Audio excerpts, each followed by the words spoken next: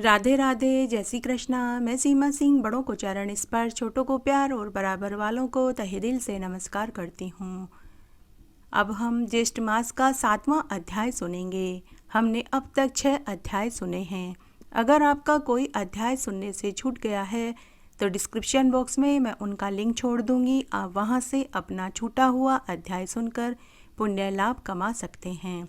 और अगर आपको ये अध्याय अच्छा लग रहा है तो इसे ज़्यादा से ज़्यादा लाइक करें, अपने दोस्तों और रिश्तेदारों में इसे शेयर करें ताकि उन्हें भी ज्येष्ठ मास का महात्म्य सुनने का पुण्य लाभ मिले। आइए अब हम ज्येष्ठ मास का 7वां अध्याय सुनते हैं। सभी ऋषि मुनि स्कंद मुनि से बोले कि हे मुनिवर, आपसे ज्येष्ठ मास का महात्म्य सुनकर हम कृतकृत्य हो रहे हैं। हमारा जीवन सफल हो गया कि आप हमें ज्येष्ठ मास का महात्म्य सुना रहे हैं। हे मुनिवर, अब आप हमें बताइए कि ज्येष्ठ मास की तिथियों में और कौन कौन से व्रत हैं और उनका क्या विधान है। सभी व्रतों का विधान आप हमें विस्तार पूर्वक बताइए। तब स्कंद मुनि बोले कि हे ऋषियों, ज्येष्ठ मास का महात्म्य सुनने मात्र से ही मनुष्य के जीवन भर के सभी पाप धुल जाते हैं।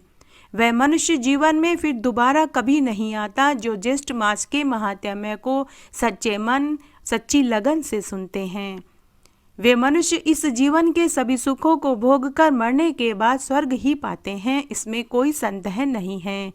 हे ऋषि मुनियों, ज्येष्ठ मास में उपवास करने से विष्णु भगवान अत्यंत प्रसन्न हो जाते हैं। जो मनुष्य ज्येष्ठ मास में पूरे महीने रोज एक समय भोजन करके व्रत धारण करता है, उस मनुष्य को 1,00,000 उपवास करने जितना फल मिलता है।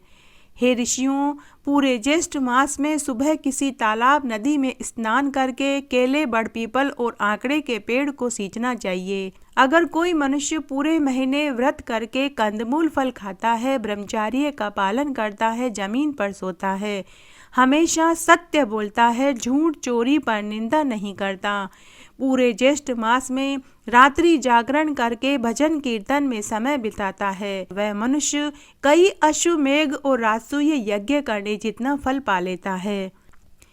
जो मनुष्य ज्येष्ठ मास की कृष्ण पक्ष की एकम से लेकर त्रयोदशी तक मद, लालच, लोभ, झूठ को त्याग कर सच्ची लगन श्रद्धा भाव से ज्येष्ठ मास के व्रत को धारण करता है, वह 24 एकादशी के व्रत का फल पा लेता है।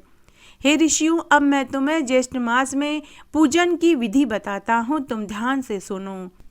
ज्येष्ठ मास में एक पाटे पर पीला कपड़ा बिछाकर उसके ऊपर भगवान विष्णु और माता लक्ष्मी की मूर्ति को स्थापित करें। अगर सोने और चांदी की है तो बहुत अच्छा, लेकिन अगर सोने और चांदी की नहीं है तो आप तो तस्वीर भी रख सकते हैं। इसके बाद मिट्टी का एक कलश स्थापित करें। कलश के ऊपर अशोक के 5 पत्ते रखें और उसके ऊपर एक साबुत नारियल रखें।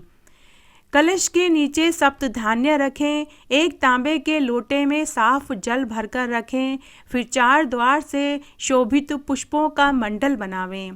केले का स्तंभ रखें। मंडल के मध्य में भगवान विष्णु की मूर्ति को स्थापित करें।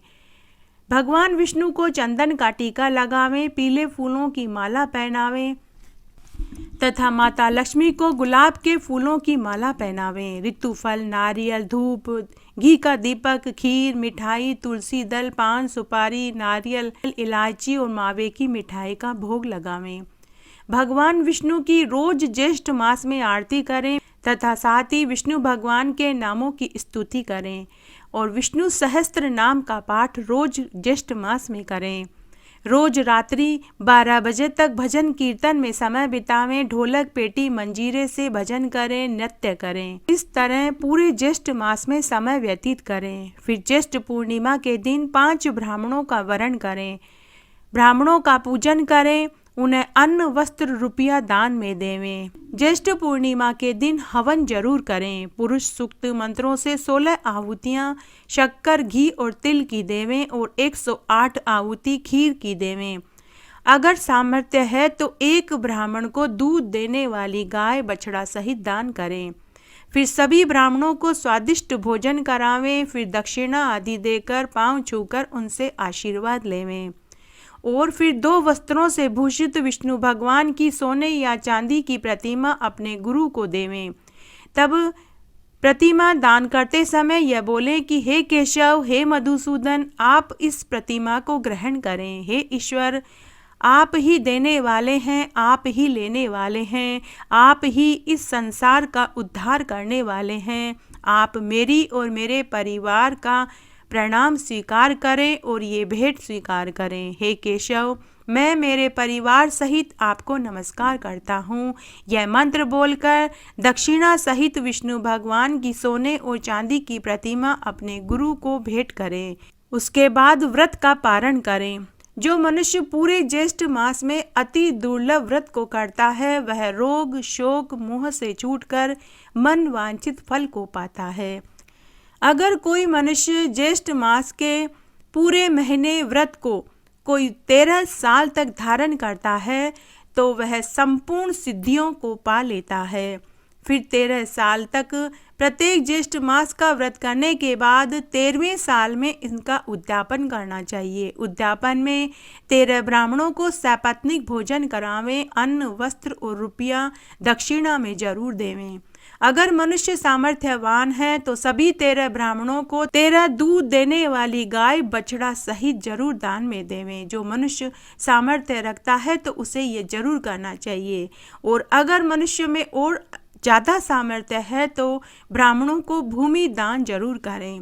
जो मनुष्य ऐसा करता है उसके आगे पिछली 7 पीढ़ियों को कभी कोई रोग, दोष, गरीबी का मुंह नहीं देखना पड़ता।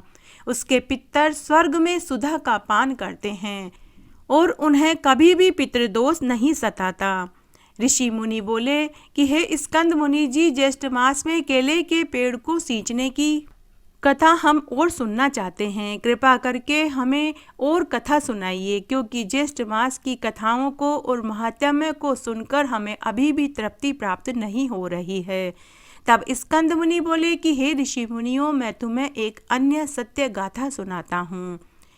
एक प्रतापी राजा था, उसके 2 रानियां थी। बड़ी रानी बड़ी ही धार्मिक प्रवृत्ति की, दयालु, मिलनसार स्वभाव वाली थी, जबकि छोटी रानी बड़ी ही चालाक, कुटीर और लालची स्वभाव वाली थी।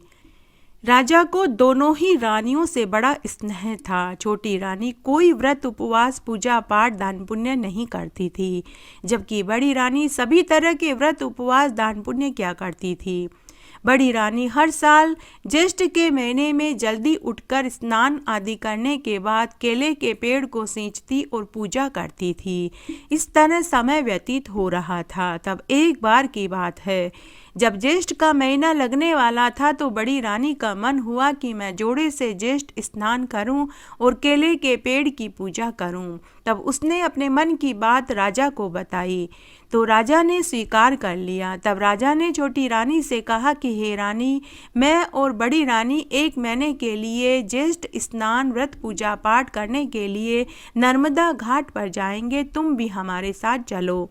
लेकिन छोटी रानी ने मना कर दिया और बोली कि महाराज, राज्य में किसी और का रुकना भी जरूरी है। अगर आप दोनों चले जाएंगे तो राज्य में कोई परेशानी आई तो उसे कौन देखेगा, इसलिए आप जाइए, मैं यहाँ का ध्यान रखूंगी। तब राजा और बड़ी रानी ज्येष्ठ मास में नर्मदा के तट पर पहुंच गए और वहीं रहने लगे। वे रोज सुबह जल्दी उठते, नर्मदा में स्नान करते, पूजा पाठ करते और केले के पेड़ की पूजा करते और खूब दान पुण्य करते।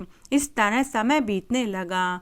पूरे ज्येष्ठ मास के व्यतीत हो जाने के बाद राजा ने महल में आने के बाद व्रत का उद्यापन किया, पूरी नगरी को भोजन कराया, ब्राह्मणों व गरीबों को खूब दान पुण्य किया।